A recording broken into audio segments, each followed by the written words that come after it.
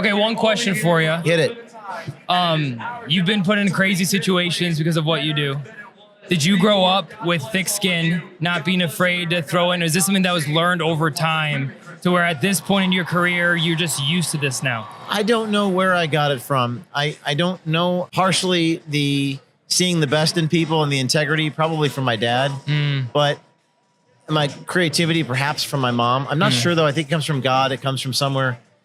But I think when you're an artist and you believe in a cause or you're passionate about, for me, it's storytelling. Yeah. I'm passionate about getting the story, and you're so passionate about that part of the process, you don't really think about the secondary effects, the things that will happen to you, because you're not focused on that. You're focused on a part of the process, which is this telling the story, getting the story, making the film, making the video, and you're excited about that.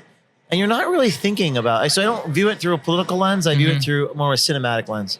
So you put yourself in crazy situations, like we just talked about. Do you have frustrations with journalists that just try to spin a story a certain way? Because when I've watched your stuff, you try to get to the facts. Facts. You try to show us exactly what's going on. Why aren't more journalists doing that? Because I feel you're doing well. Because it's hard. No, because it's because I was fired from the company I founded. So that's the definition of unwell. Yes. Right. I mean, I was raided by the FBI. I was arrested by the FBI. I was sued 40 times. So, I mean, that is, you could say that that's not well. Yes, sir. So, but I get your point. You have to just, it's like the more successful I am at what I do, the worse it gets for me. But then again, you have people that surround you and support you and encourage you and fund your legal bills. So you're kind of, and I think most people like to sit in a room and blog and podcast, and you have to go out in the field, and there's not a lot of money in it. So what's next? Do you have a story that you're working on that you're really excited that you haven't really shared yet? Or do you have anything that you're coming up, you're excited to take a trip and do? I'm excited. Maybe a new project. I'm really excited about, generally, I think the culture is shifting, and I feel hope. I feel like I've been embattled most of my life, and I've been the underdog and targeted, but I feel like we have this 9-month period of time where people can step forward and actually not be fired and not be raided.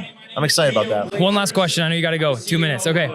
All right. I have a lot of young people that watch me, 18 to 25, that are all looking to get in different things. What would you say to a young person looking to get into journalism, storytelling? I would just go do it. Like, just do it. Just go out there and mess around and, watch people that inspire you. And, when I was in college and I was shaken and scared, and I had to flip a switch. I had to will myself to do it. It was not comfortable. Yeah. But I knew it was the right thing to do. Yeah. So it's like, it's not comfortable. I don't like it. I'm not a psychopath. Yeah. But I forced myself by willing myself to take the first step. Cool. James, appreciate the time. Want to be respectful of you. Thanks, care. guys. Appreciate you, man.